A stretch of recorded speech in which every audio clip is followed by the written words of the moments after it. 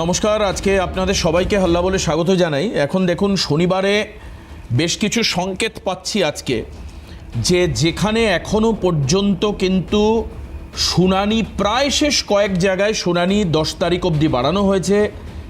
আমি যেটা জানতে পারছি এখনও পর্যন্ত বিশেষ সূত্রে, সেটা আগামী 14 তারিখ ফাইনাল লিস্ট বেরোবে এবং সেখানে আনম্যাপড না হওয়া যে লোকদেরকে ডাকা হয়েছিল 10 লক্ষের মতো, তার মধ্যে নাকি প্রায় 4 লক্ষ 4.5 লক্ষ লোক জানিনি শুনানি কেন্দ্রে। এবার এই যারা জানিনি তাদের তো নাম বাদ পড়বেই। তার মানে আগের 58 আর এই 4 ধরে নিলে 62 লক্ষ লোক। আর কি হতে পারে, আর কি হতে পারে, আর কার কার নাম বাদ মানে কত লোকের নাম আর বাদ যেতে পারে, এটা একটা বড় প্রশ্ন এবং এটা নিয়ে রাজনৈতিক তরজা থাকবে। যেখানে দাঁড়িয়ে তৃণমূল কংগ্রেস তারা বারবার বলেছেন একই কথা, যে একজন যোগ্য মানুষের নামও যাতে বাদ না যায়। এখন কি ভাবছে তৃণমূল কংগ্রেস এই পরিসংখ্যান সামনে আসার পর, বা বিজেপি বা কি মনে করছে সেটা আমরা জানবো। পাশাপাশি রাজ্যের সিও দপ্তর কালকে বলেছে যে আমরা এক দফায় ভোট করবার জন্য প্রস্তুত রয়েছে। তাহলে কি এবার বাংলায় কোচবিহার থেকে কাকদ্বীপ একই দিনে ভোট হবে একটা দফায়? এবং একটা দফায় ভোট হলে কি ভালো বা কি খারাপ, রাজনৈতিক দলগুলো কি মনে করছে আমরা সেটা জানবো। তৃতীয় বিষয় হচ্ছে তৃণমূল কংগ্রেস স্ট্যান্ডঅ্যালোন, বিজেপি একা, অন্যদিকে কংগ্রেস একা লড়বে এবার নির্বাচনে। অন্যদিকে জোট একটা সম্ভাবনা তৈরি হয়েছে, যেখানে আইএসএফ, জনতা উন্নয়ন পার্টি, মিম এবং সিপিএম এরা থাকবার সম্ভাবনা। কি হবে এতে? আমি 3টে বিষয় একসঙ্গে রাখলাম। প্রত্যেক বক্তা এই বিষয়গুলোতেই আলোকপাত করবেন এবং তাদের দৃষ্টি মানে তাদের পার্সপেক্টিভ তারা পরিষ্কার করবেন। তবে একটা জায়গা যেটা খুব পরিষ্কার, সেটা হচ্ছে যে এই নাম বাদ নিয়ে প্রথম ইস্যু, যেটা হচ্ছে নাম বাদ প্রায় এখনো পর্যন্ত আমি ধরে নিচ্ছি 62-63 লক্ষ।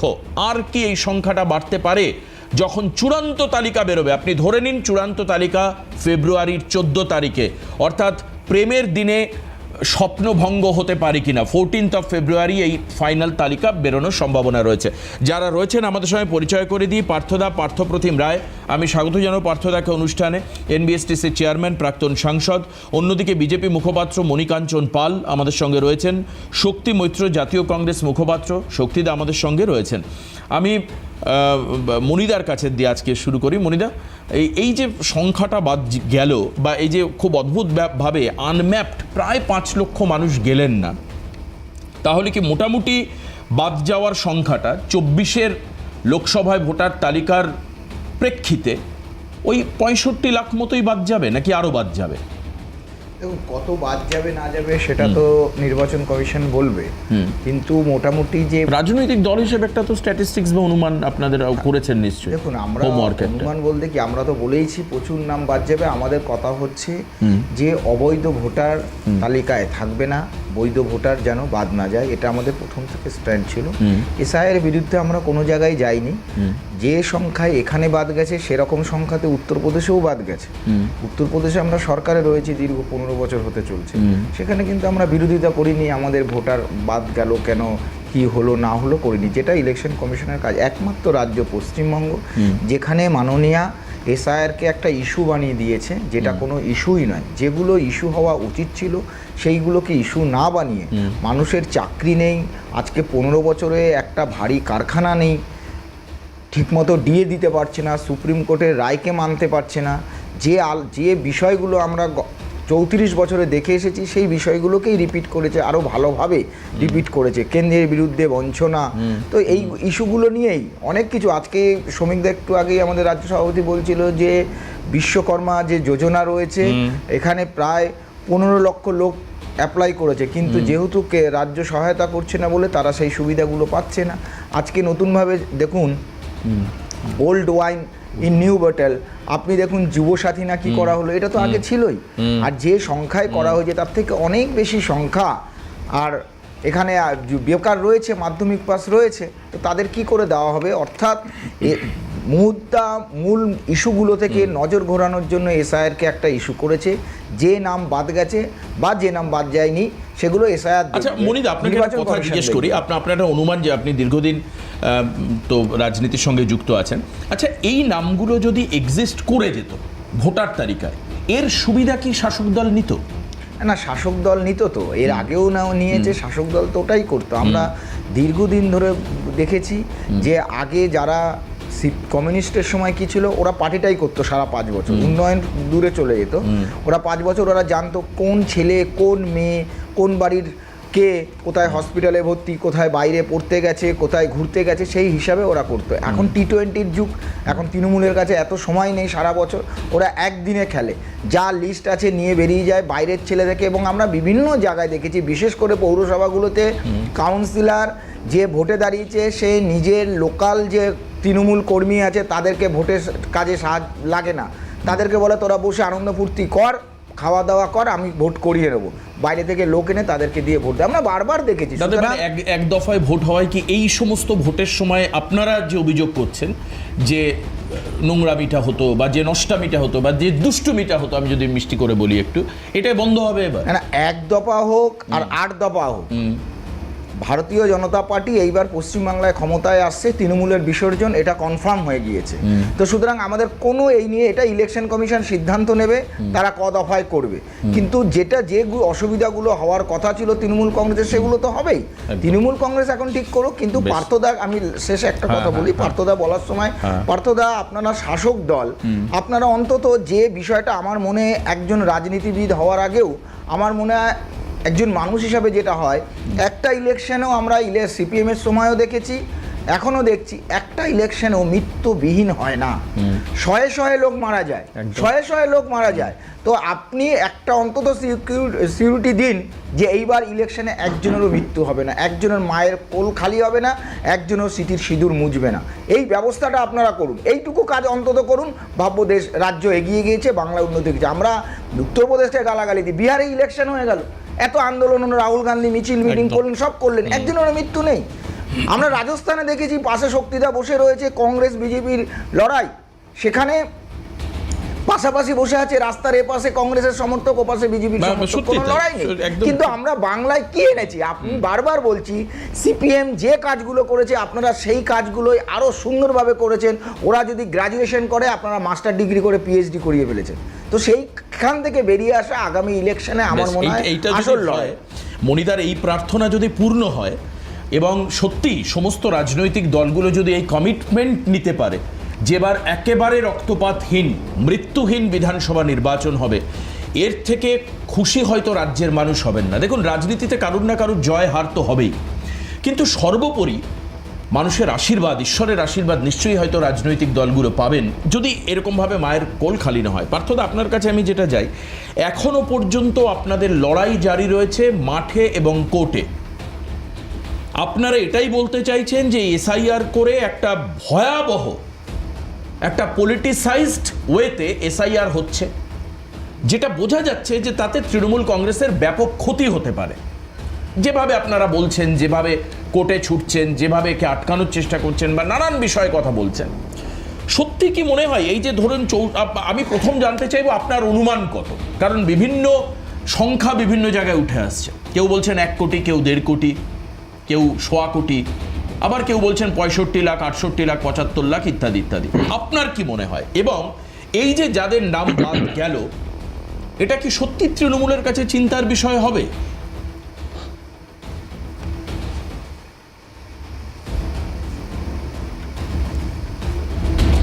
দেখুন, মণিকাঞ্চনদার কথার সূত্র ধরেই প্রথমে বলি যে মৃত্যুহীন ভোট সকলের কাছেই এটা চরম প্রত্যাশা, কিন্তু এটার দায়ভার সকল রাজনৈতিক দলগুলোকে নিতে হবে এবং নির্বাচন কমিশনের একটা গুরুত্বপূর্ণ ভূমিকা নিশ্চিতভাবে থাকা উচিত। কারণ গত বিধানসভা নির্বাচন 2021-এর যদি বিষয়টা দেখি, আমি যে কনস্টিটিউয়েন্সি দাঁড়িয়েছি শীতলকুচি বিধানসভা, সেখানে যারা ভোট রক্ষা করতে এসেছিল সেই সিআইএসএফ জওয়ানের দ্বারাই 4 জন গুলিবিদ্ধ হয়ে সহনাগরিক মারা গিয়েছে আমাদের। এই দগদগে ঘা কিন্তু এখনো আমাদের মনে ভীষণভাবে রয়ে গেছে। সুতরাং পলিটিক্যাল দলগুলোর যেমন দায়ভার রয়েছে, নিশ্চিতভাবে নির্বাচন কমিশন সহ সকলেরই দায়বদ্ধতা রয়েছে এবং এটা হওয়া উচিত মৃত্যুহীন রক্তপাতহীন নির্বাচন নিশ্চিতভাবে। আমি এখন আসি এসআইআর রিলেটেড ইস্যু। মণিকাঞ্চনদার কথা সূত্র ধরেই বলি যে উত্তরপ্রদেশের সব থেকে বেশি মানুষের নাম বাদ গিয়েছে, তাহলে কি সেখানে বিজেপি ওই সমস্ত ভুতুরে ভোটারের ভোট দিয়ে জয়লাভ করেছিল, না ওখানে অতগুলো রোহিঙ্গা বা বাংলাদেশিদের খুঁজে পাওয়া গিয়েছে? সেটা নয়। সেখানে মৃত ভোটার, শিফটেড ভোটার, এগুলোকেও সেইভাবে নির্বাচন কমিশন কারেকশন করতে পারেনি। আমাদের যুক্তি খুব স্পষ্ট, আমরা দুটো ইস্যুকে মান্যতা দিচ্ছি। এখানে রাজনীতির থেকেও ভোটের অঙ্কের থেকেও গুরুত্বপূর্ণ বিষয় হলো মানুষের ভোটাধিকার যাতে খর্ব না হয়। যেভাবে লজিক্যাল ডিসক্রিপেন্সির নামে খুব ফিল্দি কারণে বাংলার মানুষকে শুনানিতে প্রতিনিয়ত ডেকে হ্যারাস করা হচ্ছে, এই জায়গায় আমাদের চরম বিরোধিতা রয়েছে এবং আমরা বিরোধিতা এই কারণেই করেছি, তাড়াহুড়ো করতে গিয়ে যে কাজটা দীর্ঘ সময় সাপেক্ষে হওয়া দরকার, 3 মাসের মধ্যে গোটা প্রক্রিয়াকে সম্পন্ন করতে গিয়ে জীবিত মানুষ মৃত হয়ে গিয়েছে। এই সংখ্যাটা নেহাত কম নয়। প্রথম যে 58 লক্ষ ডেড ভোটার, শিফটেড ভোটার বা খুঁজে পাওয়া যায়নি যে মানুষগুলোর কথা বলা হচ্ছে, সেখানেও প্রায় কয়েকশো মানুষ যারা জীবিত অথচ তাদেরকে মৃত দেখানো হয়েছে। এই ভুল ভ্রান্তিটা রয়ে গেছে। হয়তো তার ইমপ্রেশন আমরা দেখতে পারবো, রিফ্লেকশন, যে ফাইনাল ভোটার লিস্টে কি দাঁড়ায়, আমরা সেই অপেক্ষা নিশ্চিতভাবে করব। এবং লজিক্যাল ডিসক্রিপেন্সির নামে যেভাবে শুনানি কেন্দ্রে মানুষকে ডেকে বিভিন্ন ডকুমেন্টস চেয়ে তাদেরকে হয়রানি করা হচ্ছে, সেখান থেকে কত সংখ্যক বাদ যেতে পারে লজিক্যাল এবং বয়স্ক মানুষদের সমস্যার জন্য আপনারা এই বিরুদ্ধে লড়ছেন। কিন্তু সবচেয়ে বড় কথা হচ্ছে উত্তরপ্রদেশে, যেখানে যোগী সরকার মানে বিজেপির সরকার, সেখানে সব থেকে বেশি নাম বাদ গেল। কিন্তু সেখানে তো আমরা কোর্টে ছুটতে বা প্রতিটা প্রচার মঞ্চে দাঁড়িয়ে, আপনি এক্ষুনি প্রশ্ন তুলেন যে তাহলে কি বিজেপি ওই ভোটে জিতেছে, কিন্তু সেখানে তো কোনো প্রতিবাদ প্রতিরোধ দেখতে পাচ্ছি না। এই যে পশ্চিমবঙ্গে যেভাবে এসআইআরকে আলটিমেট কমব্যাট করা হচ্ছে, যেভাবে নন কোঅপারেটিভ একটা মুভ আমরা দেখতে পাচ্ছি, নন কোঅপারেটিভ মুভ, মানে মাথা খারাপ হয়ে যাচ্ছে ইলেকশন কমিশনের, কি করে তারা এই বিরাট কাজটা করবে, এটা কেন হচ্ছে? এবং এক্ষেত্রে তো শাসক দলের বা সরকারের ভূমিকা, মানে আমি দলের ভূমিকা বলবো না, এটা তো স্টেট গভর্নমেন্টের, রাজ্য সরকারের দায়িত্ব যাতে তারা কাজটা ভালোভাবে করতে পারেন। সেটা কি করা হয়েছে সব জায়গায়?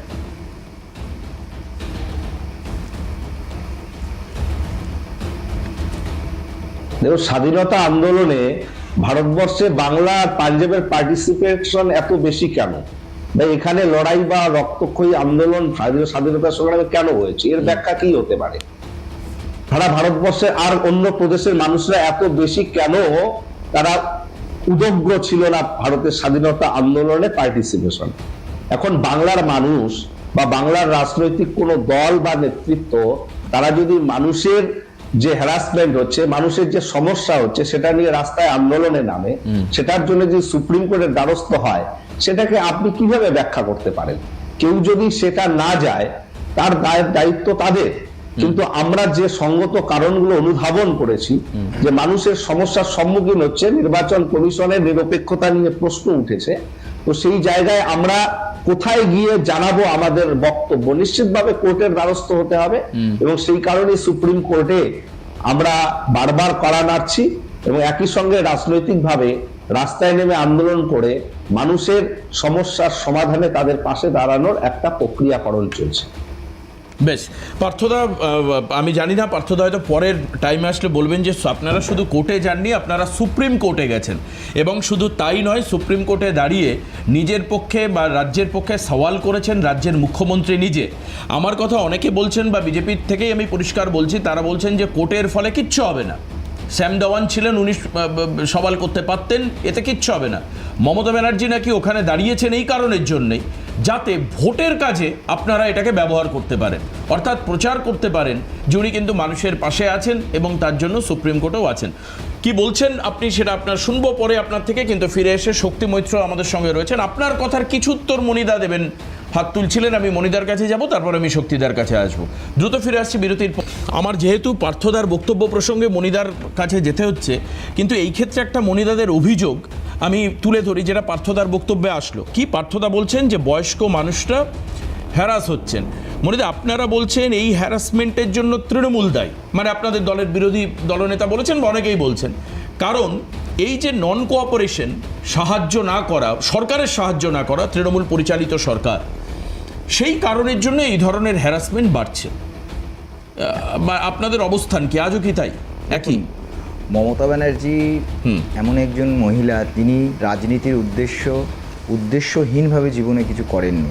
প্রথম কথা বলি যে ইনি প্রথমে ওয়াকফের বিরোধিতা করেছিলেন, পরে ওয়াকফ করলেন, অনেক কিছু আছে, সারাদিন লেগে যাবে। এসআইআর নিয়ে তিনি বললেন যে আমরা করব না, ফর্ম ফিল আপ করবো না, ঠিক শেষ দিনে গিয়ে নিজের ফর্মটা ফিল আপ করলেন। অর্থাৎ বিরোধিতা করার জন্য, রাজনৈতিক বিরোধিতা করে নিজের সত্তাকে বজিয়ে রাখার জন্যই কারণ। যে কথাটা পার্থদা বললেন যে উত্তরপ্রদেশে করেছে, উত্তরপ্রদেশে যদি ওই মৃত ভোটার, মানে যে ভোটারগুলোর বাদ গেছে, তাদের উপরে আমাদের জেতা হারা নির্ভর করতো, তাহলে তো আমরা বিরোধিতা করতাম। আমরা তো করিনি। আপনারা দেখুন, এটা আমাদের লজ্জার। সারা ভারতবর্ষে বাঙালিদের যেখানে যেখানে বাঙালি মানে আমরা বাংলাদেশি বলছি, আমরা এ দেশীয় বা যারা সত্যিকারের এ দেশীয়, তারা কিন্তু এখানে ধরা পড়ছে না কোথাও। বাংলাদেশি আর বাঙালি দুটো এক নয়। এক নম্বর কথা, যে আধার কার্ড, ফলস আধার কার্ডগুলো ধরা হয়েছে, এখনই বলবে আধার কার্ড সেন্ট্রালের, কিন্তু সেই সিস্টেম এর মধ্যে লোকাল পঞ্চায়েত কাউন্সিলর এরাও জড়িত আছে। তো এরকম নয় যে কেন্দ্রীয় সরকার এসে একদম সরাসরি আধার কার্ড দিয়ে দিচ্ছে, তাদের সাহায্য নিয়েই করছে। বেশি নাম উঠেছে কোথাকার? মধ্যমগ্রাম, বারাসাত, সোনারপুর, শিলিগুড়ি, এই 4টে নাম উঠেছে, এখান থেকেই বেশি আধার কার্ড তৈরি হয়েছে। তাহলে এই নামটা কি আমাদের কাছে লজ্জার নয়? এইটা কি মমতা দিদি গিয়ে ওখানে বলতে পারতেন না যে এগুলো হয়েছে, এগুলো আমি দেখব? একবারও কি বলেছেন? বিষয় সেটা নয়। কোমরবিডিটি একটা শব্দ তৈরি করেছিলেন যখন তাদের নিজেদের অকর্মণ্যতা ঢাকার জন্য, ইসের জন্য, কোভিডের সময় কোমরবিডিটি একটা কথা দেখবেন প্রত্যেক তৃণমূলের মুখপাত্র থেকে শুরু করে কোমরবিডিটি। আজকাল একটা শুরু হয়েছে লজিক্যাল ডিসক্রিপেন্সি, কে জানে কি হয়। কিন্তু বিষয় যেটা নিয়ে এনারা আজকে পার্থদারা কদিন ধরে খুব চর্চা করছে যে সুপ্রিম কোর্টে গিয়ে সওয়াল করেছেন, প্রথমত তো সওয়াল করেননি, দ্বিতীয়ত দেখো দেবাশিস, এরা এই দিদি প্রথমে লিখতো ডক্টর, তারপরে আর ডক্টর লিখছে না, তারপরে লিখতো সততার প্রতীক, এখন আর সততার প্রতীক লেখে না, এত কাটমানি। তারপরে বোরখা পরে মুসলিমদের সন্তুষ্ট করার জন্য বোরখা পরা ছবি 7 দিকে থাকতো, সেটাও এখন আর দেখা যাবে না। এখন নতুন 26-এ কি একটা তৈরি করা যায়? আমি আজকে চ্যানেলের মাধ্যমে পার্থদাকে সাক্ষ্য রেখে আমি বলছি যে আগামী ইলেকশনে মমতা দিদির কালো কোট পরা, যে কোট পরে তিনি যাননি, মাফলার পরে গিয়েছিলেন, কালো কোট পরা ছবি সারা পশ্চিমবাংলায় ছেয়ে যাবে, আর বলবে দিদি বাঙালির জন্য রয়েছে, অর্থাৎ নতুন নতুন লাইন আসছে। শক্তি দাস, যেহেতু পার্থদাকে উল্লেখ করলেন, পার্থদাকে উত্তর দেবেন একটু প্লিজ। দেবাশিস, ব্যাপারটা নেব আপনার নাম পার্থ কি করে হলো? দাঁড়ান, আমি পার্থদা একটু বলে নাকি আমি আসছি। শক্তিদা, আপনি হচ্ছে মোস্ট কালারফুল ম্যান। মনিকার্জনদাকে বলি, আমরা কোমরবিডিটি টার্ম ইউজ করেছি হয়তো, কিন্তু করোনার সময় প্রধানমন্ত্রীর নির্দেশেই এত হাততালি আমরা দিইনি। হাততালি দিয়ে যে কি করোনাকে মোকাবিলা করলাম আমরা এটা বুঝতে পারিনি। দ্বিতীয়ত, যে আজকে বলছে ব্যর্থতা রাজ্য সরকারের, আমরা বলি কেন্দ্রীয় সরকারের কি এমন কম্প্রোমাইজ করতে হলো প্রধানমন্ত্রীকে যে আমেরিকার সঙ্গে সেই বাণিজ্যিক ডিলটা শেষ অবধি এতদিন আটকে রাখার পর করতে হলো। এগুলো মানুষ জানতে চাইছে। আজকে সারের ভর্তুকি কেন আবার কমিয়ে দেওয়া হচ্ছে, এই বিষয়গুলো নিয়ে এর উত্তর মনিতা দেবেন, কিন্তু তার আগে শক্তিদা আসলে বাংলায় দেবেন বন্দ্যোপাধ্যায় যে লড়াই দিচ্ছে মানুষের সাথে, সেটাতে খানিকটা ভীত সন্তুষ্ট হয়ে আজকে এ ধরনের বক্তব্য বলবার চেষ্টা করছে। 2026-এর দেওয়াল লিখন খুব স্পষ্ট, তৃণমূল কংগ্রেস 250-র কাছাকাছি সিট পেয়ে এবার চতুর্থবারের জন্য মুখ্যমন্ত্রী মমতা বন্দ্যোপাধ্যায়। প্রত্যেকটা রাজনৈতিক দলই, একদম দাদা আমি একটু শক্তিদার, প্রত্যেকটা রাজনৈতিক দলই মানুষকে সবার আগে রাখেন। তাদের বক্তব্যে মানুষের জয়, গণতন্ত্রের জয়, মানুষের অধিকার ইত্যাদি কথাগুলো আসে। কিন্তু বিজেপি নিশ্চিতভাবে বলে দিচ্ছে তৃণমূলের বিসর্জন, আমরাই ক্ষমতায় আসবো। তার একটা ছোট্ট রিপ্লিকায় একটু আগে মণিকাঞ্চনদা দিলেন। আবার ওদিকে পার্থদা, একজন পুরনো সাংসদ, যিনি সংসদ ভবনে দাঁড়িয়ে ওত নিয়েছেন সংবিধানের, তিনিও গণতন্ত্রের একজন পূজারী, তিনিও বলছেন যে চোখ বুঝে 250 আসন পাবে।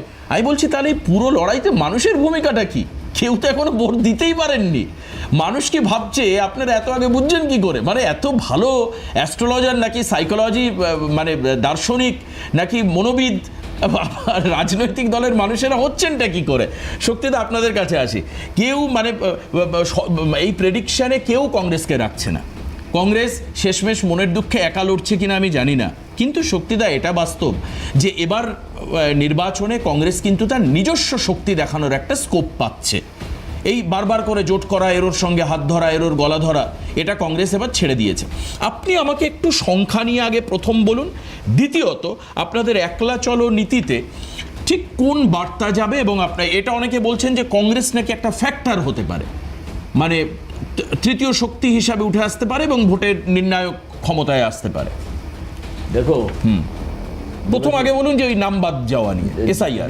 দেবাশিস, আমি একটা কথা বলি। এসআইআর নিয়ে আমি প্রথম দিন থেকে এই নিয়ে 15-20টা আমি তোমাদের এখানে বসে, হ্যাঁ নিশ্চয়ই নিশ্চয়ই বলেছিলাম যে 20 বছর বাদে এসআইআর করা, আগে ছিল আইআর, হঠাৎ 20 বছর বাদে এসআইআর করতে গেলে তড়ি ঘড়িতে যে জিনিসটা হবে, আজকে শেষ শুনানি, এবং তুমি বলছো বিশ্বস্ত সূত্রে খবর যে 14 তারিখেই ফাইনাল ভোটার লিস্ট বেরোবে।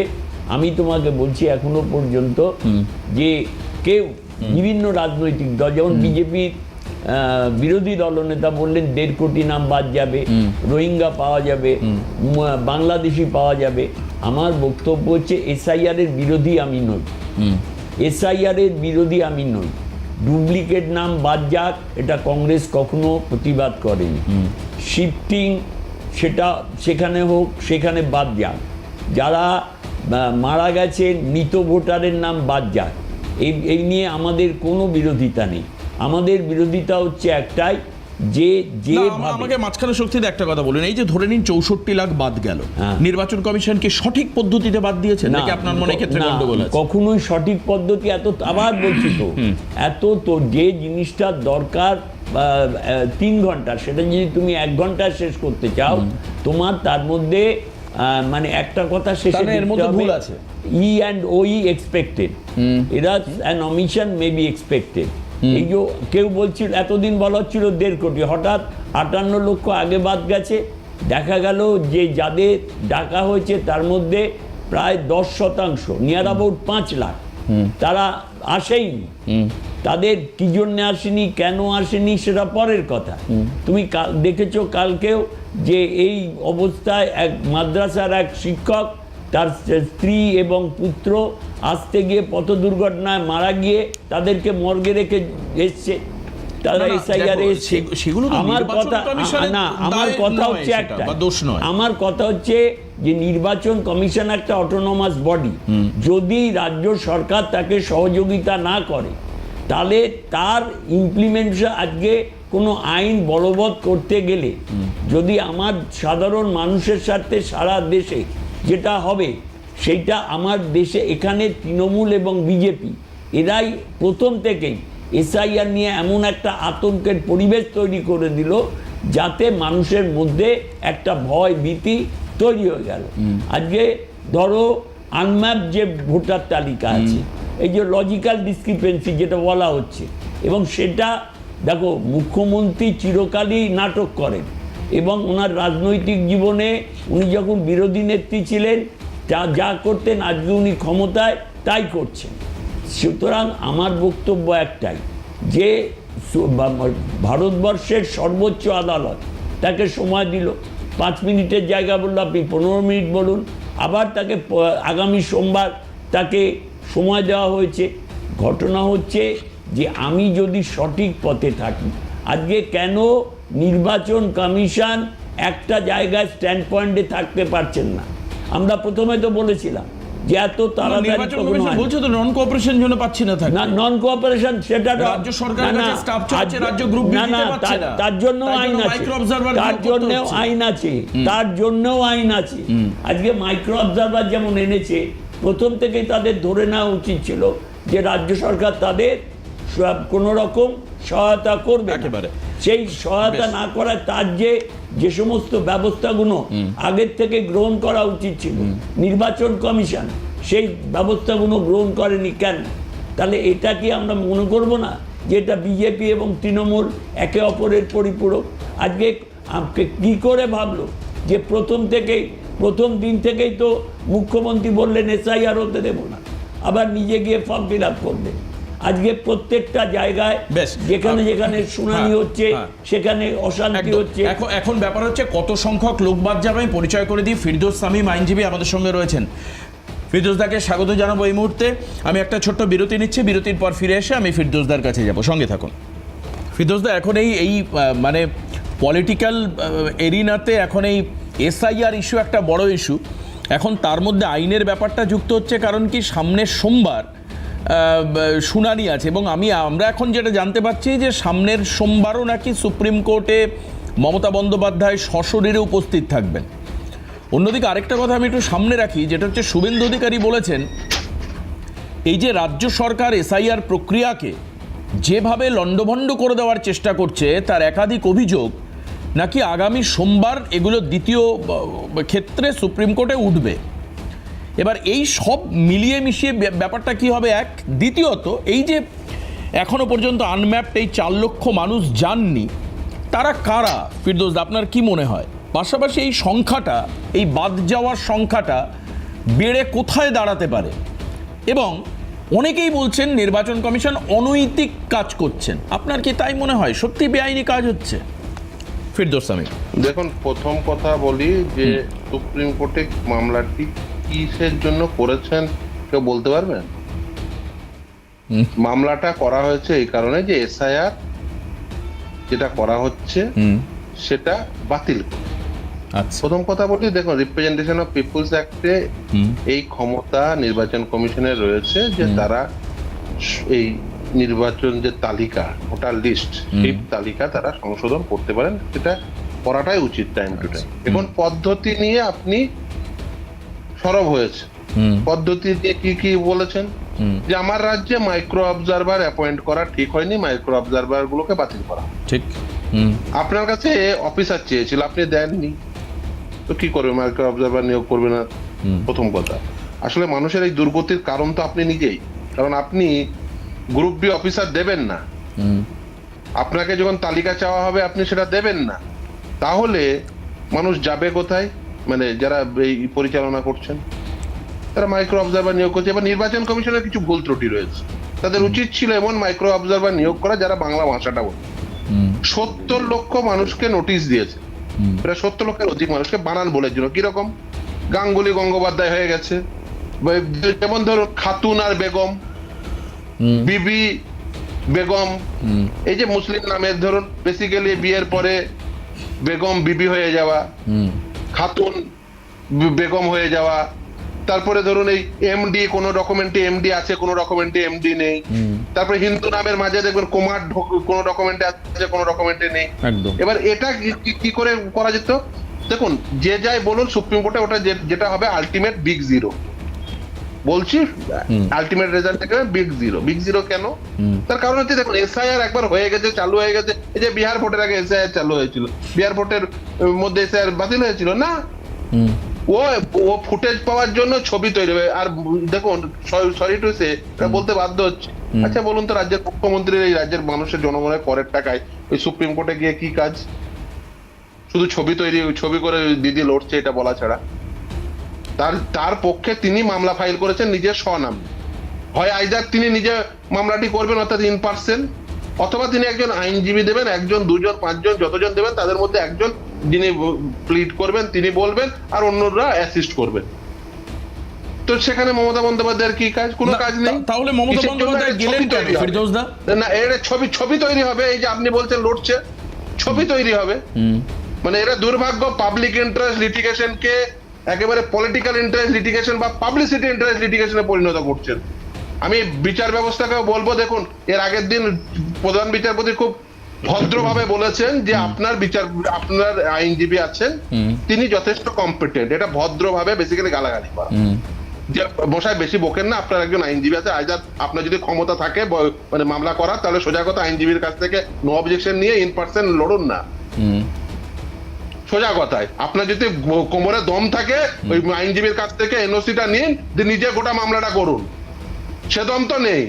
শুধু ফুটেজ তৈরি করার জন্য, শুধুমাত্র ছবি তৈরি করার জন্য, যে হ্যাঁ দিদি লড়ছে, এই ছবিটা তৈরি করতে হবে, জনগণকে বোকা বানাতে। শুধু সোজা কথা, আপনার যদি অতই দম থাকে, আপনি নিজে ইন পার্সন মামলা করুন। কোমরে দম আছে? নেই তো। যদি যদি জনগণের করের টাকা সেক্ষেত্রে জনগণের করের টাকা বাঁচবে। মমতা বন্দ্যোপাধ্যায় মামলা করেছেন, ইন পার্সেন্ট মামলা করছেন, তার আইনজীবী দেওয়ার দরকার নেই। আর যদি আইনজীবী দিবেন তিনি যথেষ্ট কম্পিটেন্ট, তিনি প্লিড করুন, তাহলে আপনার যাওয়ার দরকার নেই।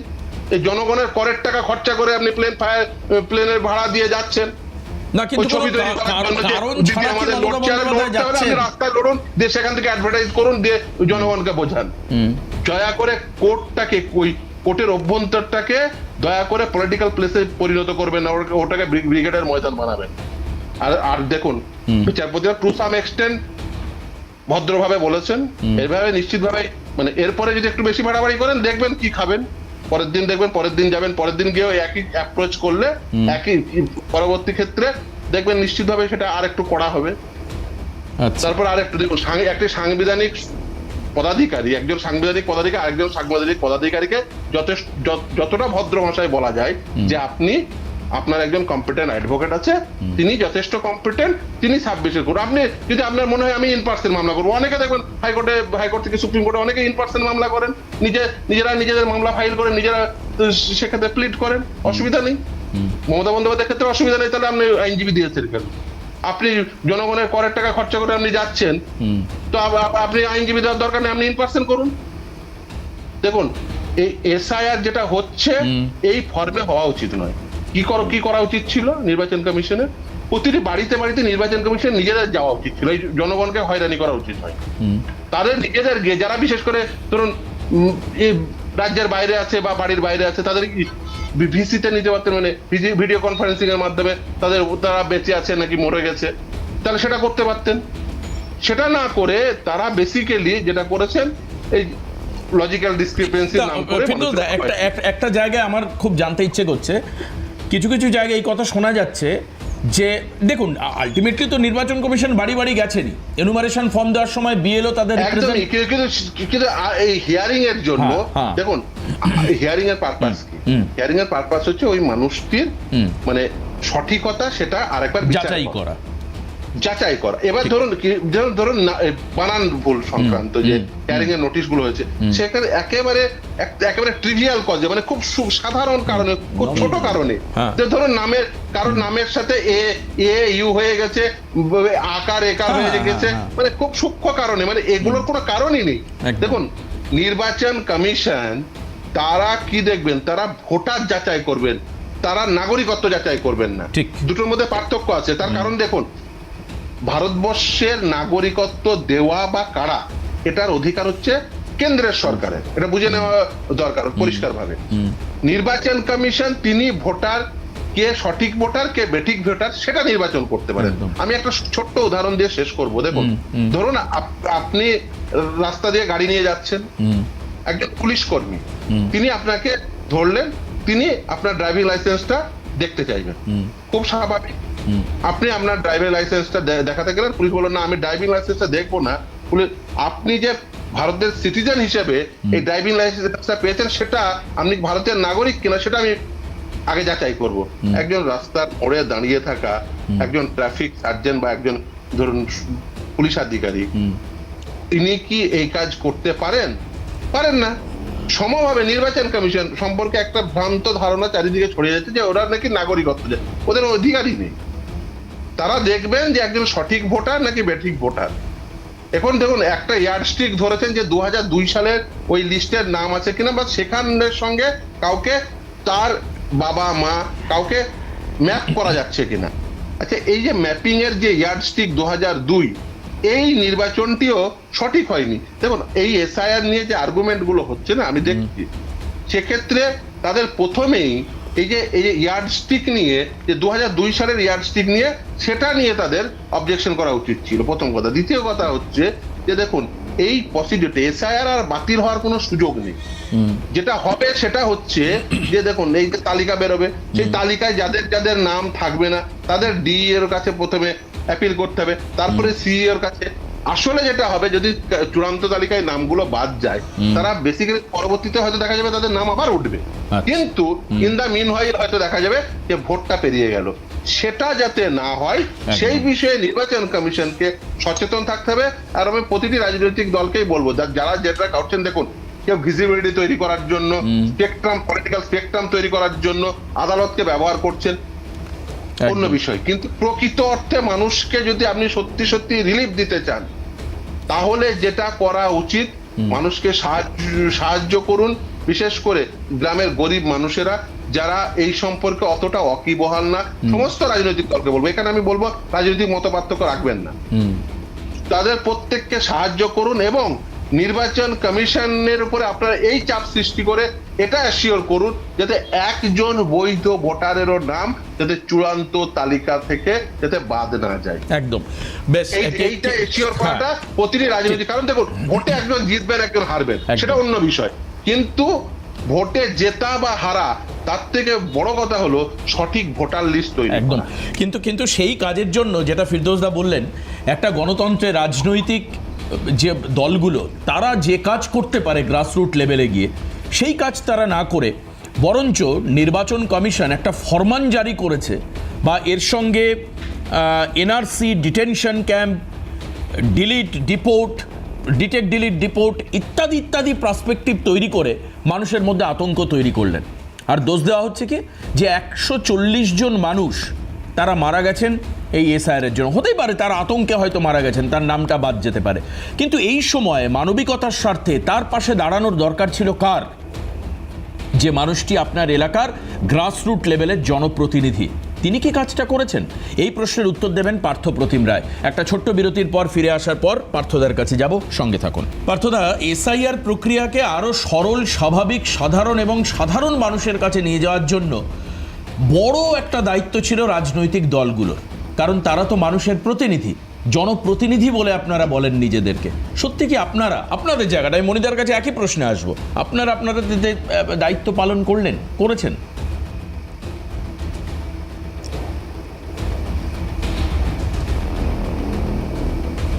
দেখুন, তৃণমূল কংগ্রেস সার্বিকভাবে প্রত্যেকটা শুনানি কেন্দ্রের সামনে সহায়তা কেন্দ্র করে সার্বিকভাবে মানুষগুলোর পাশে দাঁড়ানোর চেষ্টা করেছে। আমাদের বিএলএ টুরা কার্যত বাড়ি বাড়ি গিয়ে মানুষদেরকে সহযোগিতা করেছে। এবং যেটা বললেন যে জনপ্রতিনিধি বা নির্বাচিত সরকার কি ভূমিকা গ্রহণ করেছে, এই যে বিএলও বুথ লেভেল অফিসার যারা এই পর্বে মারা গিয়েছেন, তাদেরকে কিন্তু তাদের পরিবারের পাশে রাজ্য সরকার দাঁড়িয়েছে, আর্থিক সহায়তা থেকে শুরু করে যাবতীয় কর্মসূচির পাশে মানুষগুলোর পাশে। আমি মৃত মানুষের পাশে দাঁড়ানোর কথা বলছি না, আমি বলছি যে মানুষগুলো এসআইআর প্রক্রিয়ায় অংশগ্রহণ করতে আসছে তাদের পাশে দাঁড়ানো।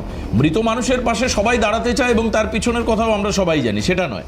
আমার কথা হচ্ছে যে যারা এই যে মানুষটা, নিশ্চিতভাবে তাদের পাশেও আমাদের দল তৃণমূল কংগ্রেসের আমাদের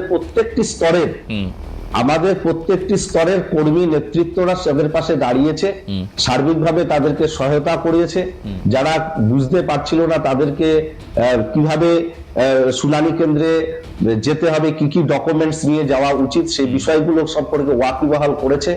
ধাপে ধাপে প্রত্যেকটি পর্বে আমরা যেখানে শুনানি কেন্দ্র হচ্ছে বিডিও, এসডিও, ডিএম লেভেল থেকে শুরু করে আমাদের ঊর্ধ্বতন রাজ্য নেতৃত্বরা সিও দপ্তরে, নির্বাচন কমিশনের ইসিআই এ বারংবার বিভিন্ন মানুষের অভিযোগগুলো নিয়ে তারা সেখানে পৌঁছেছে।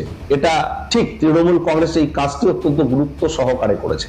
আমি শামীম বাবুর কিছু কথার পরিপ্রেক্ষিতে কিছু উত্তর দিতে চাই। তিনি বললেন যে মাননীয় মুখ্যমন্ত্রী মমতা বন্দ্যোপাধ্যায় ওখানে গ্যালারি শো বা নাটক করতে গিয়েছে। এটা অত্যন্ত দুর্ভাগ্যজনক। শামীম বাবুর মতো একজন আইনজীবী কেন তিনি বায়াসড হয়ে তার গাত্রদাহ হচ্ছে এটা আমার অবগত হচ্ছে না। মমতা বন্দ্যোপাধ্যায় সুপ্রিম কোর্টে যাওয়ার অনুমতি চেয়েছেন, অনুমতি পেয়েছেন, সেখানে গিয়েছেন, সেখানে সওয়াল করার তিনি যে উপযুক্ত সময় সেটা পেয়েছেন। কে কোন পরিভাষাকে কিভাবে বলবার চেষ্টা করছে সেটা তাদের বিষয়। আমরাও দেখেছি বিধে আইনজীবীরা বিভিন্ন সময় সুপ্রিম কোর্টের বিচারপতিদের কাছে বা হাইকোর্টের বিচারপতিদের কাছে বিভিন্ন ধরনের বিভিন্ন মন্তব্য বিভিন্ন সময় শুনেছে। তাই বলে কি তারা আইনজীবীর পেশা তারা ছেড়ে দিয়েছে? নিশ্চিতভাবে ছেড়ে দিতে পরবর্তীতে মামলা রয়েছে। মমতা বন্দ্যোপাধ্যায় মানুষের কথা সেখানে বলতে গিয়েছেন এবং যথেষ্ট তাৎপর্যপূর্ণ ভাবে তিনি বাংলার মানুষের আরেকটা জায়গা পার্থদা, আরেকটা জায়গা ফিরদৌসদা তুলেছেন যে উনি যদি বলতেই যান তাহলে উনি আবার আইনজীবী রাখলেন কেন? বায়াস রয়েছে, রাজনৈতিক ভাবে তারা বায়াস রয়েছে বলে এই ধরনের কথা বলছে। না, ফিরদৌসদা বলেছেন যে উনি যখন মানুষের কথা বলতে গেলেন বেশ ঠিক আছে, তাহলে শ্যাম দেওয়ানের মতো আইনজীবী, সিব্বলের মতো আইনজীবী, কল্যাণবাবুর মতো লোক পাশে দাঁড়িয়ে থাকার কি দরকার ছিল? যাও কল্যাণবাবু হয়তো তার চার্জ নেননি, কিন্তু ব্যাপার হচ্ছে যে এই যে প্রচুর টাকা খরচা হচ্ছে বারবার করে কোর্টে যাওয়া, এটার রেজাল্টটা নাকি একটা জিরো রেজাল্ট আসবে। আমার তো পার্থদার কাছে এটাও প্রশ্ন যে এত পরে কেন গেলেন? কারণ এই যে গ্রুপ বি অফিসারদের লিস্ট চেয়েছে ততদিনে তো শুনানি প্রক্রিয়া প্রায় শেষ, এটা তো আরও আগে যাওয়া উচিত ছিল। মাইক্রো অবজার্ভ যদি চেঞ্জ করার দরকার থাকে পার্থদা। না শেষে আমাদের তো ধাপে ধাপে আমরা সুপ্রিম কোর্টের দ্বারস্থ হয়েছি। এর আগেও আমাদের দলের তরফ থেকে মামলা লড়া হয়েছে। নিশ্চিতভাবে একটা জায়গায় না পৌঁছানো পর্যন্ত কেউ নিশ্চিতভাবে সুপ্রিম কোর্টের দ্বারস্থ হয় না। তো স্বাভাবিকভাবে পদ্ধতিগত ভাবেই আমাদের দল সেখানে পৌঁছেছে। আমাদের সময় কমে আসছে, আমরা সবাই কেটে যেতে হবে। মনিদার শক্তিদার প্রথম প্রশ্ন দেবাশিস যেটা তুমি করলে যে কেন বা শামীমরাও যেটা করলো যে দল তৃণমূল কংগ্রেস কি করেছে পাশে দাঁড়াতে পারে, তৃণমূল কংগ্রেস করেছে। আমরা বিভিন্ন জায়গায় গিয়ে দেখেছি এই ভোটের সময় এই কটা দিনে আমরা দেখেছি যে তৃণমূল কংগ্রেস পার্টি অফিসে ডেকে ডেকে বিশেষ করে বয়স্কদের ভয় দেখিয়েছে। এই যে একটা ভয় ভীতির পরিবেশ, যে এসআইআরে যদি তোমার নাম না থাকে ভোটার তালিকায় নাম থাকবে না, ভোটার তালিকায় নাম না থাকলে তোমাকে বাংলাদেশে পাঠিয়ে দেওয়া হবে, তোমাকে পাকিস্তানে পাঠিয়ে দেওয়া হবে, এই যে একটা পরিবেশ, ভয়ের পরিবেশ তৈরি করেছে, আজকে যে আতঙ্ক তৈরি করেছে, এই আতঙ্ক তো ভারতীয় জনতা পার্টির কর্মীরা নেতারা বলেনি। এই আতঙ্কে ভয়ের পরিবেশটা তো ইলেকশন কমিশন তৈরি করেনি, এই আতঙ্কের পরিবেশ তৈরি করেছে মমতা ব্যানার্জি এবং তার দল ভয়ের পরিবেশ করেছে। আবার ওইদিকে বিভিন্ন জায়গায় কাউন্টার খুলে দিয়েছে ভয় দেখানোর জন্য, একদম অর্গানাইজড ভাবে কি করে ভয় দেখানো যায়। নাম্বার ওয়ান,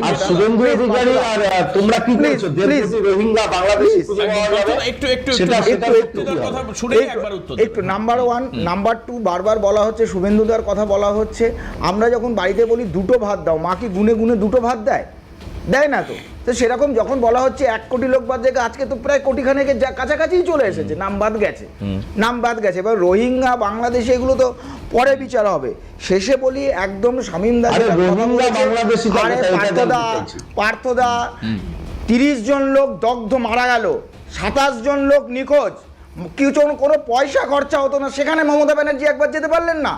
ওই মৃত্যুটা মৃত্যু নয়, কারণ ওটা রাজনীতির সাথে জড়িত নয়, ওখানে ইলেকশন জড়িত নয়, ওখানে ভোট কম পাবে, এমন কিছু করতে হবে যে আমাকে দেখাতে হবে আমি সবাই বাঙালির জন্য, আপামর বাঙালির জন্য লড়ছি, যেখানে কোনো পয়সা খরচা হতো না, উকিলদের লাখো লাখো টাকা দেওয়া হতো।